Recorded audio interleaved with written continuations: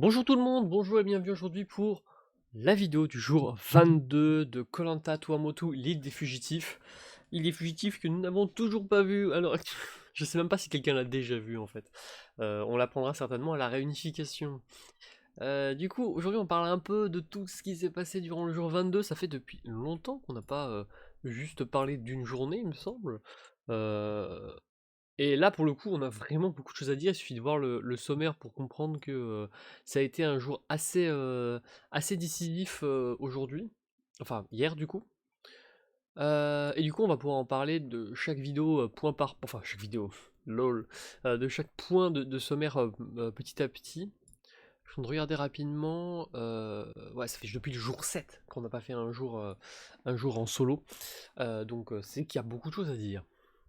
Du coup on est parti, là pour le coup c'est un... Je pense que c'est une vidéo, je pense que c'est l'une des vidéos les plus importantes, autant il y avait beaucoup d'informations dans la vidéo précédente en fin de vidéo, surtout je vous invite à regarder les deux dernières parties de la vidéo précédente. Autant là, tout est important, vraiment tout est important et on va en parler du coup. Premier point, le social jaune. Le social jaune, c'est le maître mot de l'équipe jaune en fait, l'équipe jaune est très très forte en social. Et il a suffi de voir comment c'est intégré dans cette nouvelle équipe bleue. C'était presque inespéré d'ailleurs autant fonctionner. Et je pense que c'est la même chose du côté de Glenn et Nono. Le social jaune est très très puissant. C'est même, je pense, notre atout principal dans l'aventure. En tout cas pour cette période d'équipe, je pense que malheureusement le social va commencer à faire peur post-réunification. Et du coup, ça nous a permis d'avoir de très très bonnes positions dans cette équipe puisque tout le monde semblait nous apprécier, tout le monde nous apprécie en règle générale, et donc forcément on avait une position centrale dans l'équipe, et c'est ça qui va découler de toutes les choses qui arrivent ensuite, donc la partie 2 et la partie 3. Je pense que Max et moi on a fait un très très bon passage, un très très bon swap, clairement, et même en règle générale on a fait un très très bon pré-merge, ou pré-réunification, pour ceux qui préfèrent le français. Tout simplement parce que on n'a jamais été mis en danger. Le seul réel moment où j'étais mis en danger, c'était lors du vote de Bazou. Au final, vous le découvrirez, ça n'a pas eu d'impact sur mon jeu plus que juste le conseil de Bazou. Donc c'est très très bien et je suis très contente de ce qui s'est passé au sein de toute cette première partie d'aventure. Il y a vraiment pas de trucs à noter, hein, vraiment. En plus, la force de l'équipe, la nouvelle équipe bleue, c'était que justement, comme le social était amélioré, on avait automatiquement une bonne équipe qui arrivait à s'entendre dans les épreuves et qui arrivait à avancer ensemble. Et ça a fonctionné, on a gagné 4 des 5 épreuves à l'heure actuelle. Et donc du coup, ça montre qu'on est une très bonne équipe. Malheureusement, on a perdu la dernière épreuve, ce qui va nous envoyer en conseil.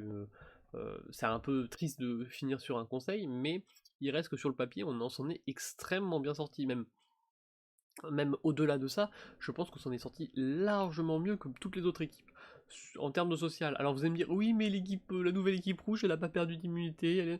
L'équipe rouge, la nouvelle équipe rouge, elle a peut-être pas perdu d'immunité, mais il reste qu'elle fait très peur. Et je pense que le fait d'avoir perdu ce dernier point d'immunité aura un impact dans les votes arrivés à la réunification. Donc c'est très très très très bien qu'on ne soit pas non plus imposé sur la totalité des épreuves et qu'on en ait au moins perdu une. Et là, genre, pas un peu perdu, on l'a bien perdu comme il faut, genre sur tous les points, tous les plans, donc c'était propre. Voilà, genre même si c'est pas ouf, c'est propre et au moins ça permet de faire un peu un coup de balai dans la nouvelle équipe bleue pour enlever peut-être les points où on aurait un peu plus peur que d'autres, quoi. Donc bref, c'est très bien et je suis très contente de ce qui s'est passé durant cette première partie d'aventure. Et le social qui a marché. Du coup, on arrive au deuxième point, c'est qu'on a eu une position très particulière au sein de l'équipe, puisque, alors pour ceux qui connaissent pas trop le concept de swing vote, en gros un swing vote c'est une personne qui a la possibilité de faire tourner le vote vers d'un côté ou vers de l'autre. C'est littéralement ce que ça veut dire, c'est-à-dire que par exemple imaginons que vous êtes sur une équipe de 7, il y a 3 personnes qui veulent voter pour un tel et 3 personnes qui veulent voter pour un tel, et vous savez pas pour qui voter, vous êtes pivot central, et ben vous êtes le swing vote, parce que en fait c'est grâce à vous que tel camp ou tel camp va gagner le conseil. Et en fait, avec Mamax, on a eu une position très particulière, et je pense que de souvenir, j'ai jamais vu ça en tout cas. Genre, c'est vraiment la première fois que je vois ça. Même, j'ai pas de souvenir de son Koh-Lanta où c'est arrivé. Je suis en train de réfléchir et là, ça ne me dit rien du tout. On a une position de swing vote dans le sens où, en fait, on avait trois possibilités de vote: Paul, Cosano, Crit. Cosano voulait voter soit Paul, soit Crit. Bon, l'un ou l'autre, ça arrange. Paul pouvait voter soit Cosano, soit Crit. L'un ou l'autre, ça l'arrange. Et Crit voulait voter soit Cosano, soit Paul. Les deux l'arrangeaient. Et genre, aucun ne voulait soit éliminer moi, soit éliminer Mamax. Et donc du coup, nous, tous les deux, on avait une position de swing vote, c'est-à-dire qu'on est face à trois personnes qui sont indépendantes, qui veulent tous voter pour eux-mêmes, donc en triangle, et nous on est en plein milieu et on dit, bon, euh, quoi qu'ils choisissent, c'est-à-dire que nous, ce qu'on décide de voter, et ben forcément il sera éliminé, à part en cas de collier. Et donc du coup, ben, qu'est-ce qui s'est passé, c'est qu'on a eu cette position de swing vote avec assez surprenante, vraiment. J'en reviens pas d'avoir une position de swing vote alors que habituellement les swing votes c'est plus ou moins le bottom. Nous, avec Smama, j'ai pas la sensation d'être en bottom. On a contrôlé le jeu pendant quasiment toute la première partie d'aventure, donc j'ai pas cette sensation d'être en bottom. Donc c'est vraiment très particulier d'avoir un swing vote sans être en bottom non plus, parce qu'habituellement les swing votes, là c'est habituellement, hein, c'est pas dans tous les cas, mais c'est vrai qu'habituellement le swing vote c'est pour des personnes qui sont en bottom et qui n'ont pas vraiment d'alliance à proprement parler. Genre c'est eux qui sont plus ou moins les pivots de l'équipe, mais sans le savoir, quoi. Là, nous, on savait qu'on était en position de forte équipe, mais genre tout le monde voulait voter contre soi, sauf pour contre nous, donc du coup, bah, on n'avait plus qu'à manger dans l'assiette. En fait, c'était invraisemblable comme situation. Et du coup, ben, forcément, on arrive sur la question principale et le point le plus important de cette vidéo, c'est Paul, Cosano ou Crit? C'est ça la bonne question. Alors, et là, c'est une question qui est très compliquée, et je pense que la meilleure manière de suivre pourquoi l'évolution de la pensée de ce choix, c'est de voir toute la partie depuis le swap, donc c'est-à-dire du jour 16 au jour ben, 22, là maintenant, euh, parce que ça a évolué constamment. Je pense que la première personne que j'aurais...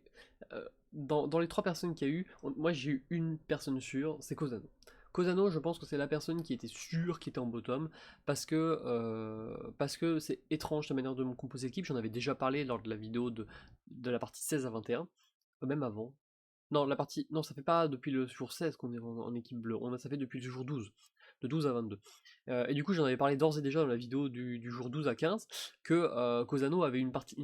Étant donné qu'il n'avait pas choisi de rouge, c'est très fortement probable qu'il était réellement en bottom de l'équipe rouge.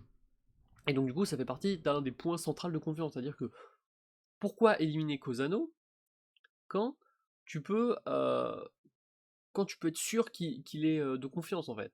Donc oui, certes, il discute moins que les autres, certes, euh,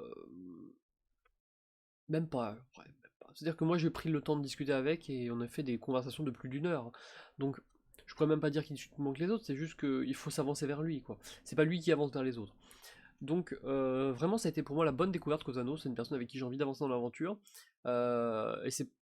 Et c'est pas parti pour ça, parce qu'à la base, je pensais vraiment que ça serait Paul auquel j'aurais le plus de confiance. D'ailleurs, je crois que je l'avais mis dans ma trust list. Attendez, ferme là.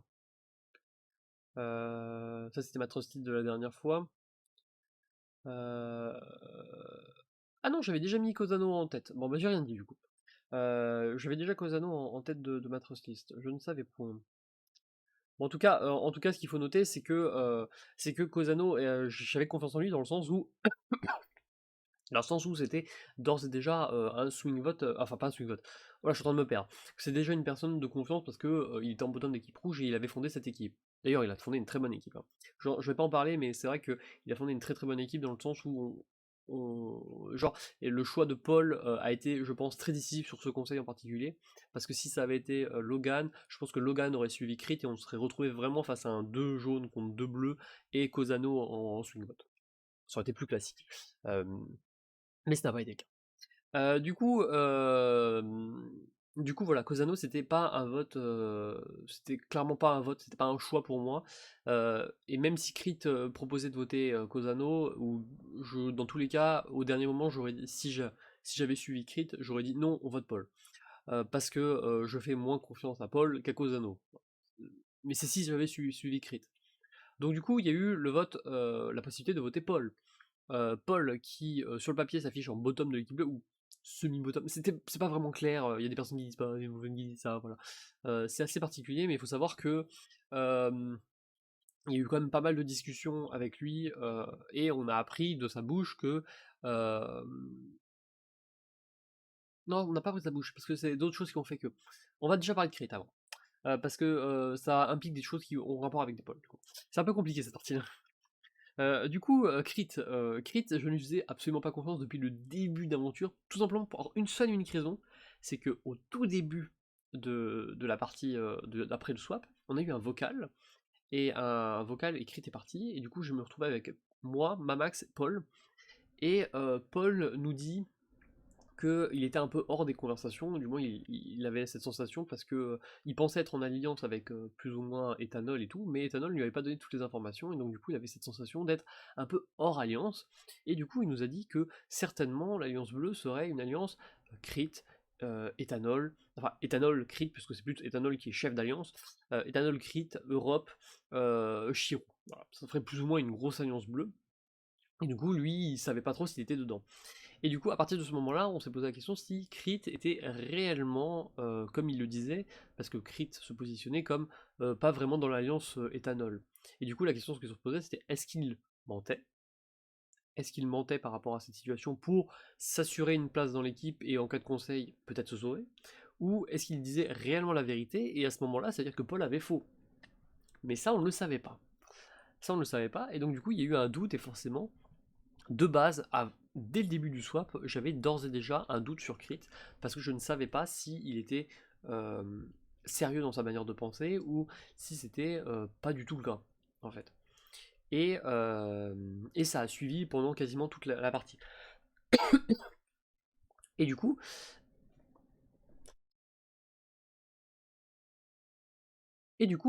lorsqu'on a dû choisir entre Paul ou Crit, en tout cas moi, j'ai ce que j'ai entre moi et ma Mac qu'on a dû choisir, c'est là que s'est posé la question, est-ce qu'on maintient sur Crit ou est-ce qu'on maintient sur Paul? Et là, deux points de vue se sont affrontés. Parce que moi, je pensais que Paul était plus de confiance que Crit, et ma Max pensait que Crit était plus de confiance que Paul. Euh, en tout cas, moi j'avais la sensation que Paul était plus vrai lorsqu'il nous parlait que Crit, et pour ma Max c'était l'inverse. Et du coup, il y a le point final qui a plus ou moins cloué les clous du cercueil de Crit, c'est une des toutes dernières discussions, c'était hier, avec Paul. Je suis simplement allé voir Paul et je lui ai dit, voilà, Crit, il semble vouloir faire une alliance avec moi, ma Max. Il nous a proposé, toi, Cosano. Toi ou Cosano. Et là, Paul m'apprend que Crit lui avait pourtant dit qu'il voulait former un duo strong avec. Et là, c'est la petite surprise, en mode, qu'est-ce que c'est que ces conneries? Et c'était plus ou moins ce point-là qui a déclenché le choix de l'élimination de Crit. C'est-à-dire que dès le jour 21, dès ce point précis, on savait que Crit sortirait, parce que il mangeait dans deux gamelles en fait. Alors peut-être que Paul mentait, mais en tout cas depuis le début, on savait pas trop qui était réellement la personne de confiance, et ben c'est pas Crit qui est venu nous voir pour parler de ça. Genre si Crit était venu nous parler en premier en disant il y a Paul qui veut faire une alliance à 100% strong avec moi.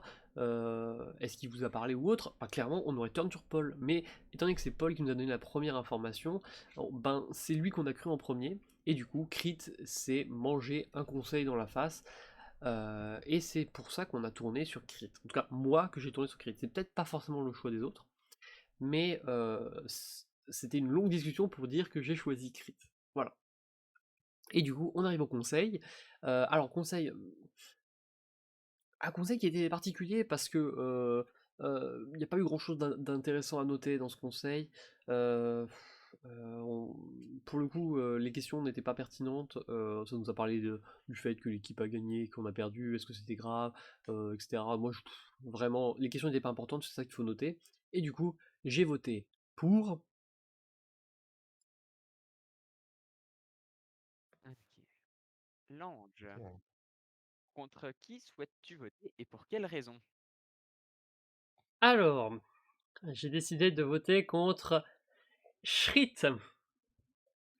Schritt, je décide de te voter ce soir car il y a plein de raisons en vrai pour laquelle je veux te voter. Déjà, je te fais le moins confiance dans la team. Je pense que tu es celui qui a le plus de chances de te rallier ensuite à Ethanol et au groupe bleu qui eux-mêmes se rallieront au rouge. Et c'est pour cette raison que je dois t'éliminer. Et surtout, j'ai appris à mon grand désespoir que tu avais annoncé à Paul que tu étais en alliance à 100% avec lui, alors que pourtant tu semblais être en alliance, tu semblais vouloir faire une alliance avec moi et Mamax. Donc je ne sais pas sur quel tableau tu joues et j'ai pas envie que ça soit contre moi, donc je préfère m'assurer le coup. Très bien, décision validée. Voilà. Bon, je vais pas plus détailler ce qui s'est passé pour mon vote, puisque grâce à la partie 3, vous savez exactement pourquoi j'ai voté Crit.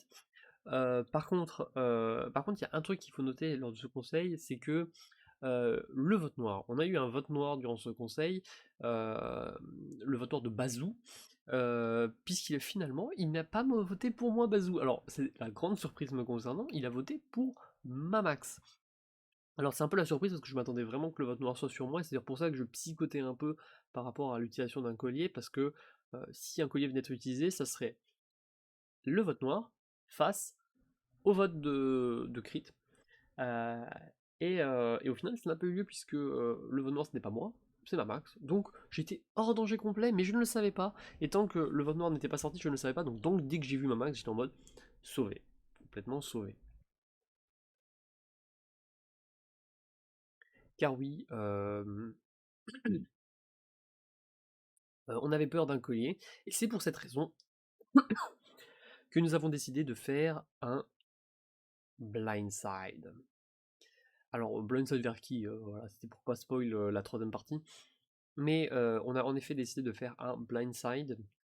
Alors, pour ceux qui ne comprennent pas ce qu'est un blindside, c'est le fait de voter vers quelqu'un, mais de manière totalement cachée. Que la personne découvre finalement qu'elle est en danger que lorsqu'on dépouille les bulletins. C'est quelque chose de très très présent. C'est genre l'élément stratégique le plus connu de koh, parce que c'est un truc qui arrive, ou Survivor, c'est quelque chose qui arrive très régulièrement. C'est extrêmement connu. Genre, n'importe quelle saison de koh, vous regardez une saison de koh, euh, vous en avez un. Par exemple, un blindside extrêmement marquant et qui peut revenir à la tête tout de suite, c'est 4 terres, Aubin qui sort son collier et qui décide de sortir Mathieu. Voilà, Mathieu, personne n'y s'y attendait. Il était en danger. Ah bon? Bah non. Et du coup, blindside, c'est Mathieu qui sort. Je crois que c'était Mathieu son nom, je ne sais plus. En tout cas, voilà, la sortie de Mathieu face à Aubin, c'est un blindside pur. Pourquoi avoir utilisé du coup le blindside contre It? C'est simplement pour contrer l'utilisation d'un collier.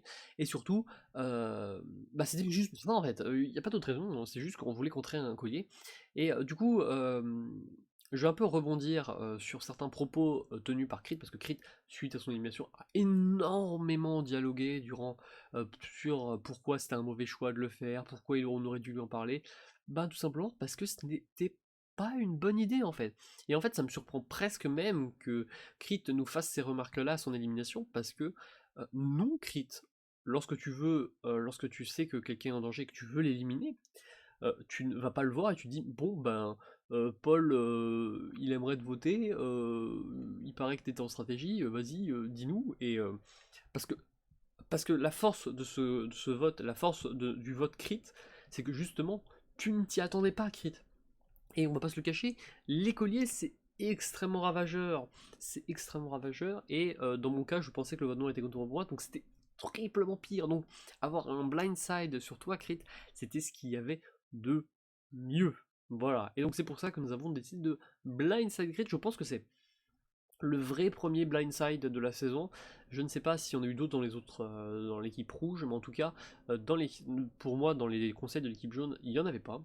Ça n'a jamais été un blindside. Le vote de Bazou, ça n'a jamais été un blindside. Le vote de Samir, ça n'a jamais été un blindside. Le vote de, de Black Sunny. Donc ça fait très plaisir qu'il soit passé, que rien n'ait fuité. Et ça, du coup, ça augmente encore plus ma confiance avec Paul et Cosano. Mais, et là je dis bien un énorme mais, ça ne veut pas dire qu'ils sont de confiance. Voilà. Cosano et Paul ont peut-être suivi ce blindside parce que ça les arrangeait, mais ça ne veut pas dire qu'ils sont de confiance. Et là je parle surtout pour Paul, qui a eu des propos un peu étranges post-élimination par rapport aux ambassadeurs, puisqu'on va en parler maintenant avec la 6ème partie équipe blanche. Les ambassadeurs ont été annoncés après le collier, après le conseil. Pour rappel, nous avions gagné l'épreuve avec l'invité Régis et nous avions eu un avantage. Un avantage que l'on recevait après le conseil, après le prochain conseil. L'avantage était le suivant, enfin, nos théories étaient le suivant, c'était soit un avantage en rapport avec la réunification, soit un avantage en rapport avec une épreuve éliminatoire. Pourquoi? Parce que c'est étrange d'annoncer un avantage ou une récompense après un conseil. Donc c'était forcément que c'est un rapport pour le tour suivant. Et donc du coup, tour suivant, qu'est-ce qu'on peut avoir? Soit une épreuve éliminatoire, donc à ce moment-là, peut-être l'avantage ça aurait été de nous avantager durant une épreuve éliminatoire, ça aurait pu être tout et n'importe quoi, ça aurait pu tout simplement de mettre en difficulté certains joueurs, on ne sait pas. Et l'autre possibilité, c'était que c'était la réunification, parce qu'en général, la réunification, soit c'est après un jeu de confort, soit c'est directement au début du tour. Donc là, ça tenait quand même parfaitement bien au timing. Surtout que là, on arrivait sur un nombre de joueurs qui pourraient coller à une réunification. Alors certes, j'aurais vu la réunification un peu plus loin, mais ça aurait pu coller. Donc, euh, donc c'est vrai que le conseil était aussi dans la tête, dans le sens où Cosano, ce serait bien de le sauver, comme ça permet d'avoir un pied rouge pour la réunification. Paul, comme on le sauve, ça permet d'avoir un pied bleu dans la réunification. Et c'est plutôt cool, du coup on forme une jolie équipe blanche. Genre pour la réunification, on aurait moi, Mamax, Cosano, Paul, même si je fais de moins en moins confiance à Mamax et je fais quasiment beaucoup moins confiance à Paul, vous allez comprendre pourquoi. Donc voilà, c'était très bien. Et du coup, l'avantage c'était qu'on pouvait choisir notre ambassadeur. C'est-à-dire que les deux autres équipes en face vont choisir les ambassadeurs des autres, mais nous pouvons choisir notre propre ambassadeur. C'est un avantage très puissant sur le papier.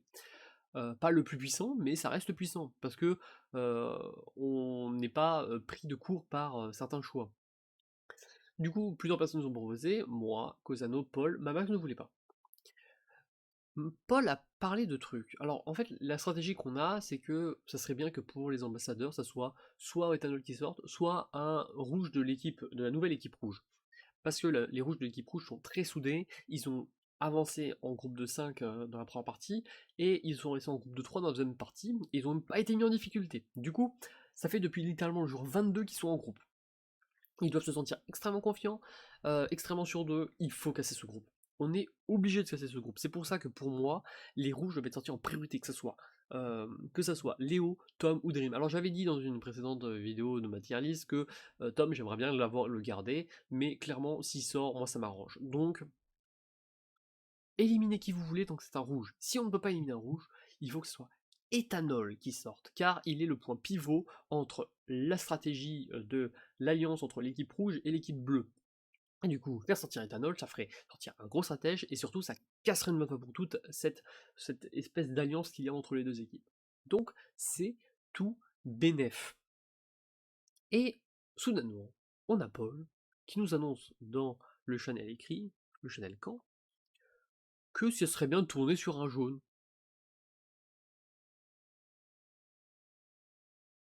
Quoi? Bah non. Parce que là, l'intérêt qu'on a, c'est de tourner sur les rouges. Parce que si on tourne sur les jaunes, c'est des personnes qu'on peut rallier. Donc, ils ne sont pas du tout en danger. En fait, c'est pas eux qu'il faut viser en priorité. Et là, il commence à sortir des faits que, oui, mais vous voyez, Simon, il aura peut-être rallié les jaunes. Mais non, Simon, il est solo. Donc, c'est Simon qui a rejoint les jaunes. C'est pas lui qui est allé chercher les jaunes. C'est ça la logique qu'il y a actuellement. Pourquoi tu proposes ça? C'est débile. Et du coup, j'ai un peu perdu confiance en Paul pendant cette discussion. Alors, c'est juste que peut-être il a mal vu la stratégie, peut-être. Ça ne remet pas en doute tout ce qu'on a vécu dans l'aventure. Mais c'est vrai que ça met quand même un petit doute sur Paul et sur son danger futur. parce que, voilà, c'est risqué. Au final, on a décidé d'envoyer Kozano, parce que je pense que Kozano sera plus ou moins, je pense pas attendu. C'est-à-dire que si on leur annonce aux deux autres équipes que c'est nous qui choisissons notre propre ambassadeur, ils vont pas forcément s'attendre à l'arrivée de Kozano, et surtout Kozano a une bonne position de bottom dans l'équipe rouge, donc il y a moyen que s'il se retrouve face à un autre rouge, par exemple, qui se retrouve face à Simons, il puisse le convaincre, et étant donné qu'il est rouge, et que Ethanol est un peu face au jaune, il sera peut-être plus enclin à écouter un Simons que un Mamax ou un moi. Un moi. Et donc du coup c'est je pense le meilleur choix. C'est pour ça que nous avons envoyé du coup Kozano aux ambassadeurs, et j'espère qu'il reviendra avec une bonne nouvelle, c'est-à-dire soit l'élimination de Léo, soit l'élimination de Tom, soit l'élimination d'Ethanol, soit l'élimination de Dream. Voilà. Ou d'un Chirou. Ça ne me dérange pas non plus. C'est pas la priorité. En tout cas, et espérons qu'il n'élimine ni un Simons, ni un jaune, ni un Logan qui pourrait être récupéré facilement par Paul. Voilà. Donc voilà, c'était une longue vidéo. Au moins on a parlé de tout. J'espère que ça vous a plu. Moi ça m'a plu. Du coup, prochaine vidéo, c'est la réunification. Waouh! Donc certainement la prochaine grosse vidéo qui sortira, ce sera sur toute la partie réunification, sauf s'il y a beaucoup de choses à dire sur les ambassadeurs. Si je sors aux ambassadeurs, j'aurai une vidéo pour parler de la sortie des ambassadeurs. Non. En tout cas, j'ai atteint la réunification, je suis très contente, c'est une première étape. Et vraiment, je suis très content d'avoir atteint ce passage-là. On se rapproche petit à petit de la fin d'aventure. Ce qu'il faut noter, c'est qu'on a vraiment géré la partie avant l'unification. Genre, j'ai jamais été mis en danger. La seule moment où j'ai réellement été mis en danger, c'est par Bazou. Mais au final, comme je vous l'ai dit, comme le vote noir n'était pas sur moi sur le dernier conseil, ça ne me dérange pas.